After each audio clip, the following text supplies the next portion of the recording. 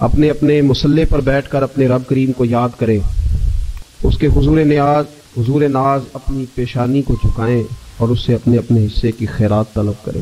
یاد رکھیے گا کہ یہ وہ مقدس گھڑیاں ہیں کہ مغرب سے لے کر صبح صادق تک اللہ تبارک و تعالی آسمان دنیا پر نزول جلال فرماتا ہے جو اس کی شان کے لائق ہے، اور وہ اعلان فرماتا ہے آج کی رات کہ ہے کوئی بخشش مانگنے والا میں اسے بخش دوں، ہے کوئی رزق طلب کرنے والا میں اسے رزق عطا کروں، ہے کوئی میری بارگاہ سے اس بات کا سوالی کہ میں اس کے اوپر کرم فرماؤں۔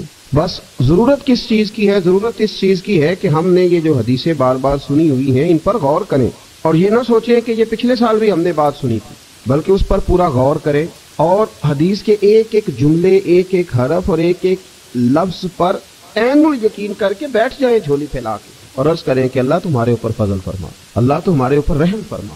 تو کوشش کریں کہ بہت زیادہ استغفار پڑھا جائے آج کی رات میں، اور کوشش کریں کہ سورہ یاسین کی تلاوت کی جائے، سورہ ملک اور سورہ واقعہ کو پڑھا جائے، اور درود و سلام کثرت کے ساتھ نبی پاک صلی اللہ علیہ وسلم کی بارگاہ عالی مرتبت میں عرض کیا جائے، اور یقین کے ساتھ، ایمان کے ساتھ اللہ کے حضور یہ دعا مانگی جائے کہ اللہ تو رحمت والا معاملہ فرما، درگزر والا، فضل والا معاملہ فرما۔ ہوتا یہ ہے کہ اللہ تبارک و تعالیٰ بن مانگے اپنے بندوں کو بہت ساری نعمتیں عطا فرماتا ہے، بہت سارا کرم اللہ تبارک و تعالیٰ بغیر بندوں کی طلب کے ان پر فرماتا ہے، لیکن اس کے باوجود بندے بعض اوقات بڑی سخت نافرمانیاں کرتے ہیں، اور بہت ساری جگہوں پر وہ اللہ تبارک و تعالیٰ کی نہ صرف یہ کہ ناشکری کرتے ہیں، حکم عدولی کرتے ہیں، بلکہ اس کے غضب کو آواز دیتے ہیں۔ ظلم کیا جاتا ہے، حدود اللہ سے تجاوز کی جاتی ہے، غریبوں کا حق کھایا جاتا ہے، لاوارث، یتیم، کمزور لوگوں کے ساتھ جب زیادتیاں حد سے بڑھ جاتی ہیں تو پھر اللہ ناراض ہو جاتا ہے، پھر وہ بہت ساری جگہوں پہ اپنے بندوں کو آزمائش میں بھی مبتلا کرتا ہے۔ تو میرے عزیز، آج کی اس رات میں کثرت استغفار کی ضرورت ہے، اللہ تبارک و تعالیٰ کو منانے کی ضرورت ہے، اس کے فضل کو آواز دینے کی ضرورت ہے۔ ہم انسان ہیں، بھول جاتے ہیں، بشر ہیں، بے خبر ہیں، ہلاکت کی دعا کیوں مانگے؟ تو ہم کئی دفعہ بھول جاتے ہیں، کئی دفعہ ہمارے ساتھ اس طرح کا معاملہ ہو جاتا ہے کہ ہمیں سمجھ نہیں آتی کہ اب ہمیں کون سا رستہ اختیار کرنا ہے۔ تو اس موقع پر اللہ کو منانا چاہیے، رب کریم کی رحمت کو آواز دینی چاہیے۔ دیکھیے حضرت سیدنا آدم علی نبینا علیہ الصلاۃ والسلام سے ایک خطائے اجتہادی ہو گئی۔ اللہ تبارک و تعالیٰ نے ایک درخت کے پاس جانے سے منع کیا تھا، لیکن مشیت عزوی کے حضرت آدم وہاں چلے گئے، اور پھر جب انہیں محسوس ہوا نا کہ میرا رب ناراض ہو گیا ہے اور وہ زمین پہ تشریف لے آئے، تو 300 سال انہوں نے رو کے گزارے۔ یہاں تو خشک ہو گئی ہیں لوگوں کی آنکھیں۔ اب بھی لوگ ٹی وی کی خبروں پر زیادہ توجہ دیتے ہیں، لوگ ظاہری اسباب پر زیادہ نظر رکھتے ہیں۔ 300 سال جناب آدم علیہ السلام نے رو کے گزار دیے، 300 سال۔ اور پھر دونوں نے، قرآن مجید فرماتا ہے کہ دونوں نے، جناب آدم نے، حضرت حوا نے کہا، وقالا، دونوں نے کہا، ربنا ظلمنا انفسنا، اے اللہ ہم نے خود ہی اپنا برا کیا، وَإِن لَّمْ تَغْفِرْ لَنَا، اگر تو نے ہمیں معاف نہ کیا، لَنَكُونَنَّ مِنَ الْخَاسِرِينَ، تو اللہ ہم نقصان اٹھانے والوں میں سے ہو جائیں۔ اللہ کو منایا، اس کی بارگاہ میں آہوزاری کی، گڑ گڑائے، عرض گزار ہوئے، ربنا ظلمنا انفسنا، اے اللہ ہم نے خود ہی اپنا برا کیا ہے، وَإِن لَّمْ تَغْفِرْ لَنَا، اگر تو نے ہماری بخشش نہ کی، وَتَرْحَمْنَا، اور تو نے ہمارے اوپر رحم نہ کیا، لَنَكُونَنَّ مِنَ الْخَاسِرِينَ، تو ہم نقصان اٹھانے والوں میں سے ہو جائے۔ اللہ تو ہمارے اوپر رحم فرما، ہم پر فضل فرما، ہمارے لیے آسانی فرما۔ تو جب یہ جملے آپ نے ادا کیے تو پھر اللہ تبارک و تعالیٰ نے ان پر اتنا فضل فرمایا کہ مالک کریم نے اپنی ساری رحمتوں، برکتوں، نوازشوں سے انہیں مالا مال فرما دی۔ تو پہلے تو بات یہ ہے کہ احساس ندامت ہو، پھر اس کے بعد رب کریم کو منانے کی خواہش ہو، بے رخی کا مظاہرہ، اور اسی طرح کھیلتے رہنا اور اسی طرح روٹین کے کاموں میں لگے رہنا، بلکہ پہلے سے زیادہ ان چیزوں پہ توجہ کرنا جن پر پہلے کام کی جائے، فضولیات کو اپنے معاملات کا حصہ بنا لینا، لوڈو پہلے سے زیادہ کھیلی جانا، شطرنج کی بازیاں لگنا، اور فلموں اور ڈراموں پر توجہ بڑھا لینا، گیمیں کھیلنے لگنا، بجائے اس کے کہ اللہ نے اوقات دیے ہیں تو اس میں رب کو منایا جائے اس کی بارگاہ میں۔ لیکن وہ اس طرح جیسے شکاوت بڑھتی ہے، جیسے ہمیں احساس ختم ہو گیا، جیسے ہماری طبیعت کے اندر اب وہ والی بات نہیں رہی جو کہ ہونا چاہیے، تو اللہ کریم کی بارگاہ میں عرض کیا جائے، رب کریم کے حضور ناز یہ گزارش کی جائے اور اسے منایا جائے۔ سورۃ المومنون کو دیکھیے تو اللہ تبارک و تعالیٰ نے ارشاد فرمایا، دیکھیے ذرا قرآن مجید کا انداز، فرمایا وَقُلْ رَبِّ اغْفِرْ وَارْحَمْ، کہا اے محبوب आप फरमाइए, आप मुझसे कहिए रब्बिग़फिर, या अल्लाह तू माफ फरमा दे, या अल्लाह तू अपने बंदों को माफ फरमा दे, वरहम, और अल्लाह तू रहम फरमा। और महबूब आप ये कहिए कि वांत खैरुर राहिमीन, ऐ अल्लाह तू सबसे बढ़कर रहम फरमाने वाला। ऐ महबूब आप ये कहिए। ये देखिए अंदाज, अल्लाह तूने माफ करना है तो कर दे। फरमाया नहीं, मेरे हबीब पहले कहेंगे। हुजूर फरमाएंगे मैं अपने महबूब की जुबान अतहर से इस बात को सुनना महबूब रखता हूँ।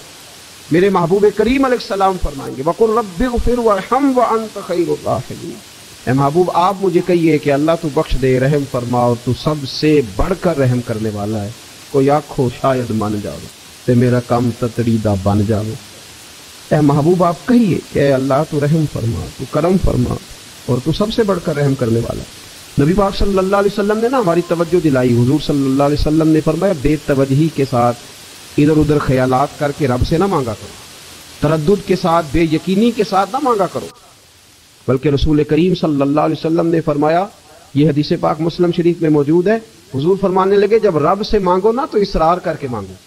जब रब से मांगो तो इसरार करके, बच्चा नाज दिखा रहा है इसरार कर, अल्लाह से मांगो तो इसरार करके मांगो। और फरमाया रगबत के साथ मांगो। क्या खूबसूरत लफ्ज है हदीस के। हुजूर फरमाने लगे इसरार करके मांगो, रगबत करके मांगो। रब के लिए कोई चीज देना मुश्किल तो नहीं है ना, उसके लिए कोई मुश्किल है तुम्हें अता करना, तो रगबत करके अल्लाह से सवाल करो, उसे मनाओ। और खुद नबी पाक सल्लल्लाहु अलैहि वसल्लम का हाल ये था, हजरत आयशा सिद्दीका रज़ियल्लाहु तआला अन्हा फरमाने लगी कि नबी पाक दआ रसूलुल्लाह सल्लल्लाहु अलैहि वसल्लम, ये लफ्ज है हजरत आयशा के, अल्लाहु अकबर। जरा इनमें डूब कर देखिएगा, जरा इन लफ्जों में खो कर देखिएगा उम्मुल मोमिनीन क्या फरमाती। हजरत आयशा सिद्दीका फरमाती हैं, ये भी मुस्लिम में मौजूद है, कहती हैं दआ रसूलुल्लाह, कहते नबी पाक ने दुआ मांगी, हुजूर ने दुआ मांगी।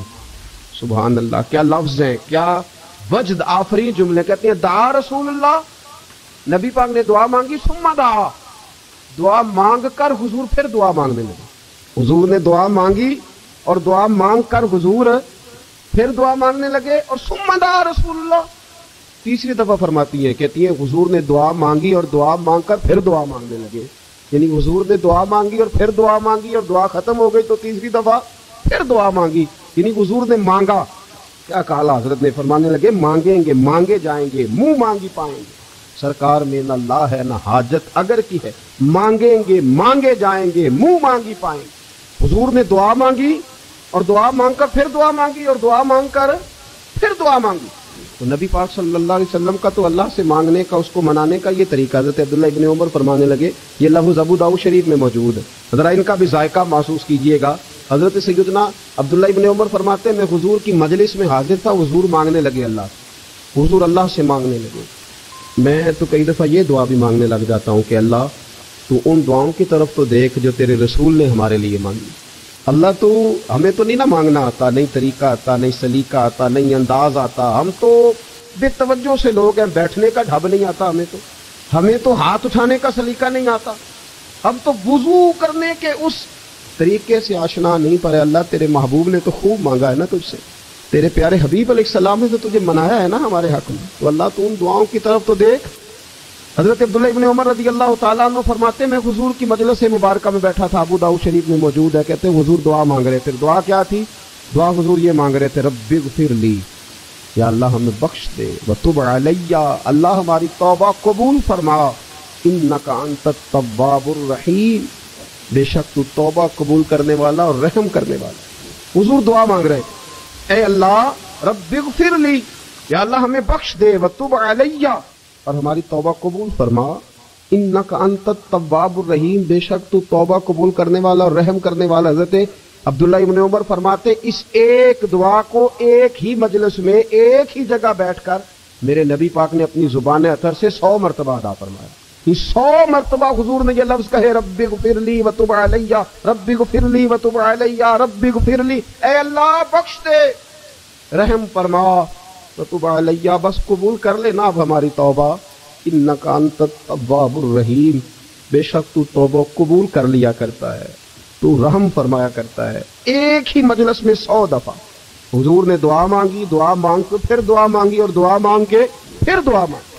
अल्लाह को मनाया मेरे रसूल पाक, हुजूर ने हमें बतलाया, उसे मनाओ, उसकी बारगाह आली मर्तबत में झुको। और हुजूर ने खुद भी ये तरीका हमारे सामने बतौर सुन्नत के छोड़ा اور پھر نبی پاک صلی اللہ علیہ وسلم نے آگے بڑھ کے ہمیں کچھ اور باتیں بھی ارشاد فرمائی. حضور نے ہمیں بتلایا کہ پچھلے لوگ اپنے رب کو کیسے مناتے تھے، وہ کس طرح اس کے حضور ناز عرض کرتے تھے. حضور نے ہمیں اللہ کو منانے کے طریقے بھی بتلائے. فرمایا جب ماں باپ دعا مانگیں گے اولاد کے حق میں تو وہ مان جائے.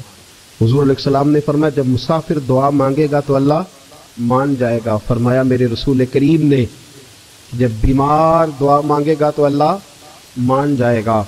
اور سید عالم علیہ السلام فرمانے لگے جب تمہارے ضعیف، کمزور، مجبور لوگ دعا مانگیں گے تو اللہ مان جائے گا. اور حضور نے فرمایا جب تم فرض ادا کر کے دعا مانگو گے تو اللہ مان جائے گا. اور میرے محبوب نے فرمایا جب پچھلی رات اٹھ کے تم اس کے حضور عرض کرو گے تو وہ تمہاری دعاؤں کو قبول کر لے گا، وہ تو مان جائے گا. اور حضور نے ہمیں دن بتائے، فرمایا جمعے والے دن مانگنا مان جائے گا، شب قدر کو مانگ لینا مان جائے گا، شب برات میں دعائیں کرنا وہ مان جائے گا، رمضان کی راتوں میں مانگنا مان جائے گا، قرآن پاک کے ختم کے موقع پر دعا کرنا مان جائے گا. طریقے بتلائے.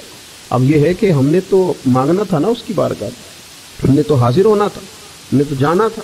اب ہم نے آگے بڑھنا ہے، اس کے حضور عرض کرنا. حضور نے ہمیں بتلایا کہ مومن متقی ہوتا ہے نا، پرہیزگار ہوتا ہے، تو اس نے کچھ نیکیاں بھی کی ہوتی ہیں.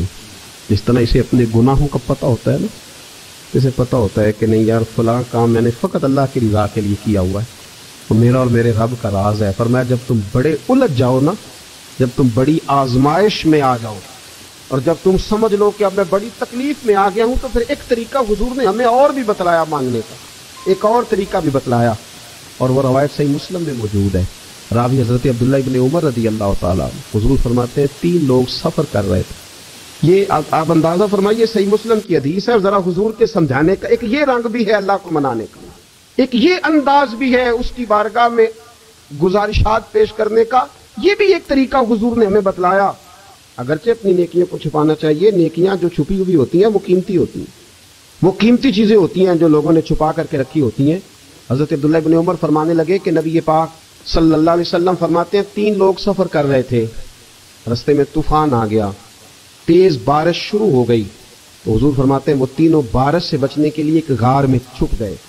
ان کو پتہ ہے پرانے زمانے کے اندر غاریں ہوتی تھیں، اور لوگ جب سفر کرتے تھے لمبے تو پتھروں اور پہاڑوں کے بیچ میں سے سفر کرتے تھے. وہ غار کے اندر چلے گئے. اب چونکہ طوفان بہت زیادہ تھا، جب وہ غار کے اندر چلے گئے تو اللہ کے پیارے حبیب صلی اللہ علیہ وسلم فرماتے ہیں پتھر اوپر سے لڑکتا ہوا آیا اور غار کے منہ کے آگے آ کے اس نے غار کو بند کر دیا. اب اتنا تیز اور اس مضبوطی کے ساتھ وہ پتھر لگا اور اتنا صحیح فٹ ہوا کہ اندر روشنی آنی بھی ختم ہو گئی. اب 3 لوگ ہیں. تھوڑی دیر تو وہ پریشان رہے کہ شاید اب کبھی بچ نہیں سکیں گے، شاید چاروں جانب اندھیرا ہی ہے اور اندھیرا ہی رہے گا، شاید یہاں سے نکلنے کے لیے اب ہمیں کوئی رستہ میسر نہیں آئے گا. وہ پہلے تو پریشان ہوئے، پھر کہنے لگے یار اس طرح کرو، ذرا غور کیجئے گا میری بات پہ. فرمایا اس طرح کرو، اگر کوئی زندگی میں نیکی کی ہے نا تو ذرا اس نیکی کو یاد تو کرو، اور یاد کر کے اس مالک کے حضور عرض تو کرو، وہ کریم ہے، کوئی آنکھو شاید من جاوے تے گل کم تتڑی دا بن جاوے، عرض تو کرو. ان میں سے یہ آپ اندازہ فرمائیے یہ بات بیان کون کر رہا ہے؟ یہ مدینے والے رسول بیان کر رہے ہیں، یہ نبی پاک علیہ السلام نے بیان فرمایا. یہ وہ کہانی ہے جو ہمیں ہمارے نبی پاک نے سنائی، رسول کریم علیہ السلام نے ہمیں بتلائی. یہ داستان محبت. حضور فرمانے لگے ایک نے ان میں سے ہاتھ اٹھائے اور اس نے انداز کیا چھیڑا، عرض کرنے لگا اللہ تو جانتا ہے نا میں نے بکریاں رکھی ہیں، میں غریب ہوں، مزدور ہوں، اور مالک تو یہ بھی جانتا ہے کہ میرے بچے بھی ہیں، بیوی بھی ہے، پر میں جب بھی گھر لوٹا ہوں تو دودھ میں نے بچوں اور بیوی کو پہلے نہیں دیا، بوڑھے ماں باپ کو پہلے دیا. اللہ میں نے ان کے ساتھ ہمیشہ کرم کے بازو کھول کر معاملہ کیا. وہ غار میں تنہا بیٹھے ہیں اور اپنے مالک کو منا رہے ہیں. عرض کرتے ہیں اللہ تجھے یاد ہے نا ایک رات جب میں بڑی دیر سے لوٹا تھا، لکڑیاں کاٹتے، درخت تلاش کرتے، مجھے دیر ہو گئی، میں دیر سے لوٹا تھا، نیت یہ کر رکھی تھی کہ دودھ سب سے پہلے ماں باپ کو پلاؤں گا. مالک جب میں لوٹا تو وہ بوڑھے تھک کر کے سو گئے تھے. میری بیوی نے مجھے کہا کہ بچوں کو پلا دو، وہ سو گئے. تو میں نے کہا نہیں، میرے ذمے ہے ان بوڑھوں کے دل کو ٹھنڈا کرنا، ان سے پیار کرنا. پہلا بیوی مانگتی رہی، بچے طلب کرتے رہے، میری ٹانگوں میں گھومتے رہے، بار بار آتے رہے، اور میں نے دودھ نہیں پلایا. اے مالک فجر ہو گئی، آفتاب طلوع ہونے کا وقت آ گیا، پر میں نے ماں باپ کے بیدار ہونے کا انتظار کیا.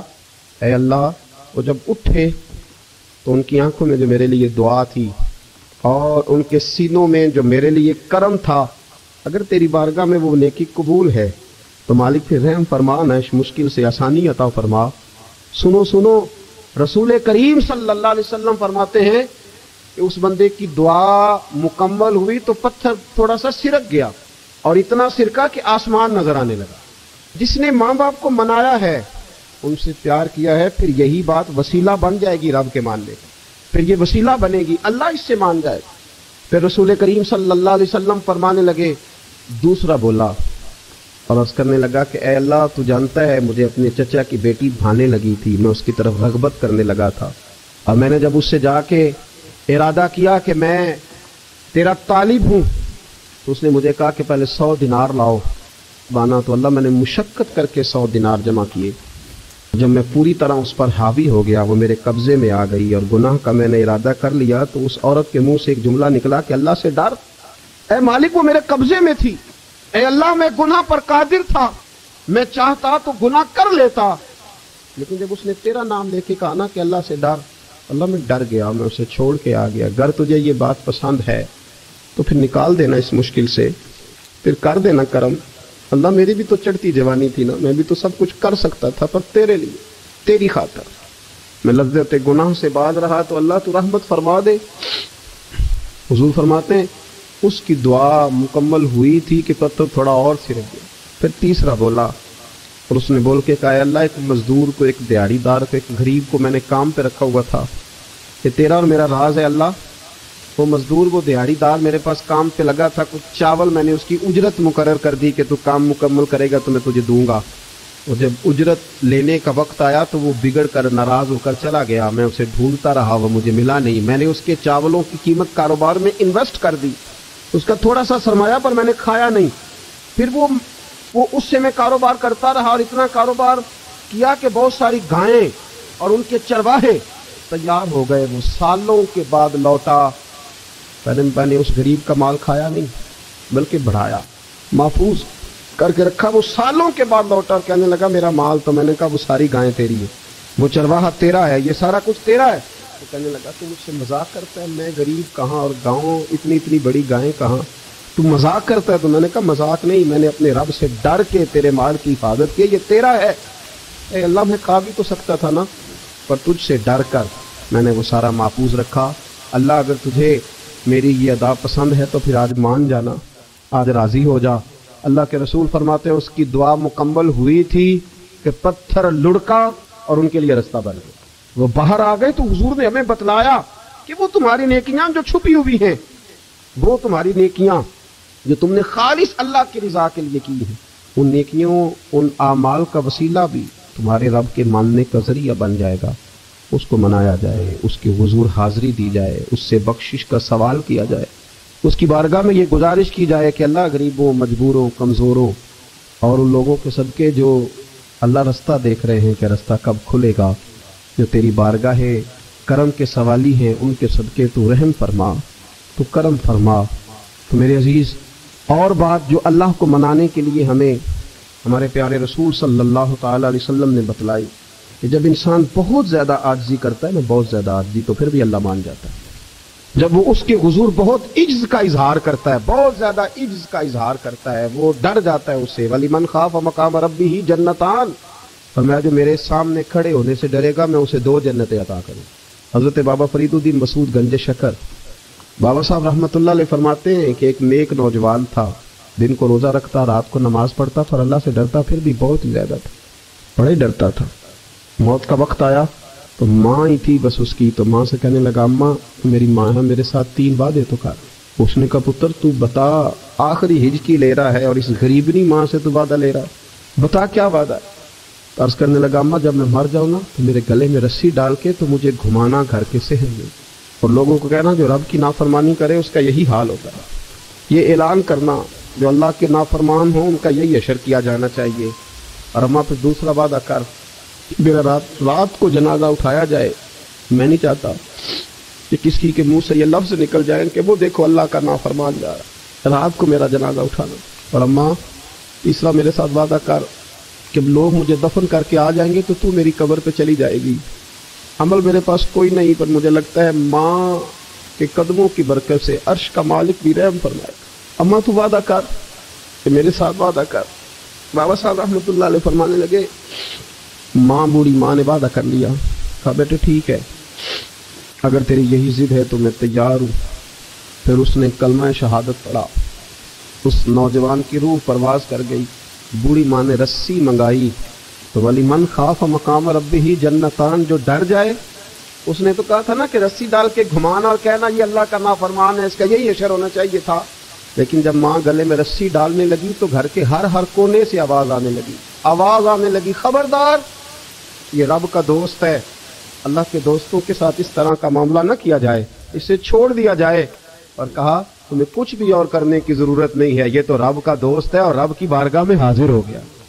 کچھ کوئی بندہ کہے گا کہ یہ تو ایک بابا فرید کا سنایا ہوا واقعہ ہے، سنیے، بخاری میں حدیث ہے، نبی پاک صلی اللہ علیہ وسلم نے فرمایا، حضرت ابو ہریرہ رضی اللہ تعالیٰ عنہ راوی ہیں، حضور فرماتے ایک شخص مرنے لگا تو اپنے بچوں سے کہنے لگا کہ میں جب مر جاؤں تو مجھے جلا دینا اور پھر میرے جلے ہوئے وجود کو پیس دینا، پھر مجھے ہوا میں اڑا دینا، پتر مجھے اڑا دینا، مجھے بڑا ڈر لگتا ہے، اگر رب نے مجھ سے حساب پوچھا تو میں قابل نہیں ہوں، اڑا دینا مجھے ہواؤں میں، اگر اس نے مجھ سے عذاب لیا تو حساب لیا تو بڑا سخت حساب لے گا۔ حضور فرماتے ہیں، بخاری میں موجود ہے، اس کے بچوں نے اسی طرح کیا، اس کے مرنے کے بعد اسے جلایا، ہوا میں اڑا دیا۔ اللہ کے محبوب فرماتے ہیں رب کریم نے حکم دیا زمین کو کہ اس کے ذرات کو جمع کرو، زمین نے ذرے جمع کیے، خدا نے حکم دیا تو اس کا وجود پھر سے اسی شکل میں آیا، تو رب کریم نے فرمایا یہ جو تو نے وصیت کی تو کیوں کی؟ اللہ جانتا ہے کہ نہیں جانتا؟ یہ کی تو کیوں کی؟ تو وہ پڑا، کہنے لگا اللہ میرے اندر تو طاقت نہیں تھی تیرے سامنے کھڑا ہو کے حساب دے سکوں، تجھے منانے کے لیے تیرے خوف سے ڈر گیا، میں ڈر گیا۔ اگرچہ ہمارے بزرگوں نے لکھا ہے کہ آج یہ وصیت کرنا، اس رنگ میں یہ طرز اختیار کرنا درست نہیں، لیکن آپ غور فرمائیے کہ نبی پاک علیہ السلام فرماتے ہیں جب اس نے کہا نا اللہ تجھ سے ڈر کے یہ کیا، تو رب کریم نے فرمایا جا پھر میں نے تیری مغفرت کر دی، کیونکہ اللہ کو پتا تھا یہ دل سے بات کر رہا۔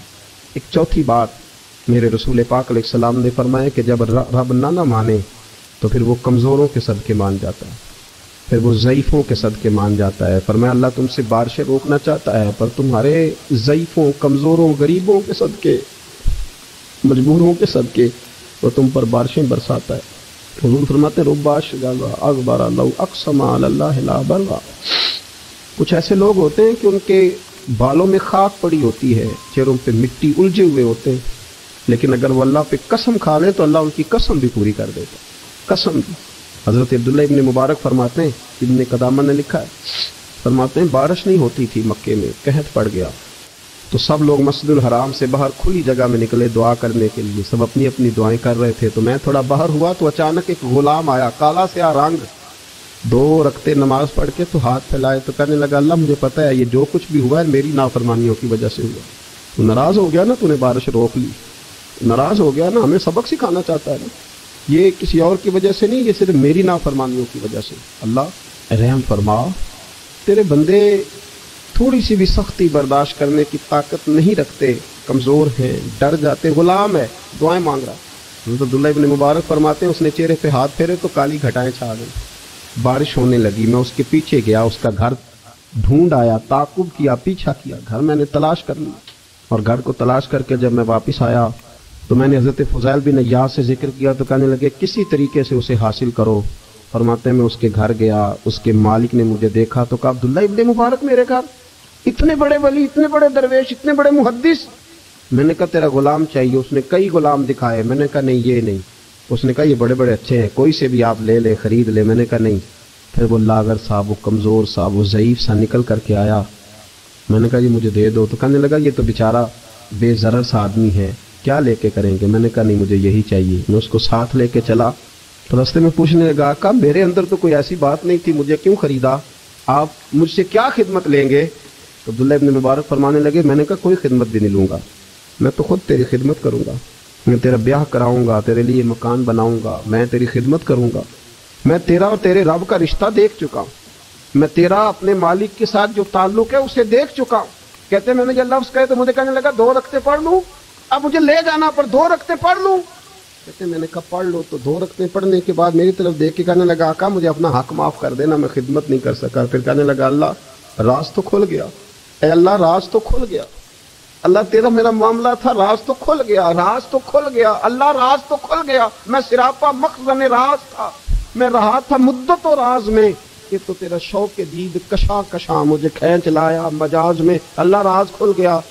یہ لفظ کہتے کہتے اس شخص نے کلمہ پڑھا، اس کی روح پرواز کر گئی، اس کی روح ہی پرواز کر گئی۔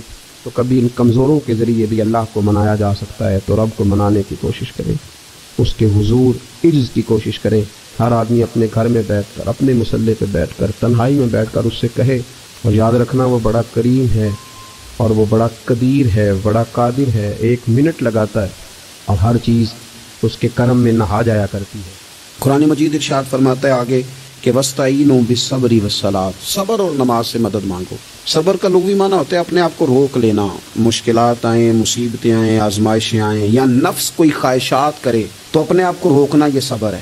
صبر سارے کا سارا اندر کا معاملہ ہے، جو اپنے آپ کو روکنے پہ قادر ہو گیا وہ صابر ہے، اپنے آپ کو روک لے۔ سب سے زیادہ ہمیں نقصان ہماری اپنی خواہشات دیتی ہیں، ہمارا اپنے اوپر ہی قابو نہیں۔ صبر یہ ہے کہ انسان اپنے اوپر کنٹرول کرے، اپنے آپ کو روکے۔ اسی لیے نبی پاک صلی اللہ علیہ وسلم نے صحابہ سے پوچھا تھا نا پہلوان کون ہے، تو یا رسول اللہ جو میدان میں اترے اور اپنے دشمن کو بچھاڑ دے، تو حضور نے فرمایا نہیں، جو غصے کے وقت اپنے آپ کو قابو کر لے وہ پہلوان ہے، جو تحمل کا مظاہرہ کر جائے وہ پہلوان ہے۔ صبر کا معنی ہوتا ہے اپنے آپ پہ کنٹرول رکھنا، آپ کو کنٹرول حاصل ہو اپنی خواہشات پر بھی، اپنے جذبات پر بھی، اپنے معاملات پر بھی، آپ اس کو کنٹرول کر سکیں۔ یہی تصوف ہے، یہی طریقت ہے، یہی صوفیاء سبق دیتے ہیں۔ تو فرمایا وَاسْتَعِینُوا بِالصَّبْرِ وَالصَّلَاةِ، صبر اور نماز سے مدد چاہو۔ ایک صبر کرو، دوسرا بندگی کرو، مصلے پہ بیٹھ جاؤ۔ جو تمہاری مدد تمہاری عبادت کرے گی نا، جو مصلہ تمہاری مدد کرے گا وہ کوئی اور نہیں کر سکتا۔ مصلے پہ بیٹھو، نماز سے مدد چاہو۔ نبی پاک صلی اللہ علیہ وسلم کا طریقہ کیا ہے کہ اگر آندھی آئی ہے تو حضور نے نماز کی نیت باندھ لی، بارش نہیں ہوتی تو نماز کی نیت باندھ لی، اگر سورج چاند گرہن ہو گیا تو حضور نے نماز کی نیت باندھ لی، حتیٰ کہ کافر ساری رات صفیں سیدھی کراتے رہتے تھے اور رسول پاک ساری رات مصلی بچھا کے نفل ادا فرماتے رہتے۔ نماز سے مدد چاہیں۔ ارشاد فرمایا کہ وَإِنَّهَا لَكَبِيرَةٌ إِلَّا عَلَى الْخَاشِعِينَ، صبر اور نماز سے مدد مانگو، بے شک یہ دونوں چیزیں بھاری ہیں، کام دونوں مشکل ہے، لیکن ڈرنے والوں پر مشکل نہیں۔ جو رب سے ڈرتے ہیں ان کے لیے مشکل ہے۔ اب مجھے اجازت ہونی چاہیے نا، یہ کہہ لینا چاہیے نا کہ کوئی شخص کہے میرا نماز میں دل نہیں لگتا، تو میں اسے کہوں کہ تو رب سے ڈرتا ہی نہیں، اصل میں تو ڈرتا ہی نہیں۔ اگر تو ڈرے تو لفظ ہی نہ ادا کرے، اللہ نے بلایا اور تو آیا ہی نہیں۔ فرمایا یہ وزن ضرور ہے ان دو چیزوں کا، لیکن ڈرنے والوں پر، یہ ڈرنے والے کون ہیں؟ فرمایا الذین یظنون انہم ملاقو ربہم وانہم الیہ راجعون، جو اس بات کا یقین رکھتے ہیں کہ ہم نے اپنے رب سے ملاقات کرنی اور ہمیں اسی کی طرف لوٹ کر جانا ہے۔ جس بندے کو یقین ہونا میں نے رب سے ملنا ہے، میں نے اس سے ملنا ہے، اسی کی طرف جانا ہے، اس کے لیے نہ نماز مشکل ہے نہ صبر مشکل ہے، اس کے لیے دونوں چیزیں آسان ہو جاتی ہیں۔ شرط یہ ہے کہ شوق ہو تیرے اندر رب سے ملاقات کا، تجھے شوق ہو۔ میرے نبی پاک صلی اللہ علیہ وسلم نے فرمایا لوگوں جو رب سے ملنے کا شوق رکھتا ہے نا، اللہ بھی اس سے ملنا پسند کرتا ہے، اور جس کے دل میں شوق ہی نہیں رب سے ملنے، تو جو اللہ کی ملاقات پہ یقین رکھتا ہے نا، وہ پھر نماز اور صبر کا عادی ہو جاتا ہے۔ تو ان 3-4 چیزوں پر خوب توجہ کریں، خوب توجہ کریں۔ صبر اور نماز خاص چیز ہے۔ حضرت غوث اعظم رضی اللہ تعالیٰ عنہ فرماتے ہیں اگر آزمائشیں نہ ہوتی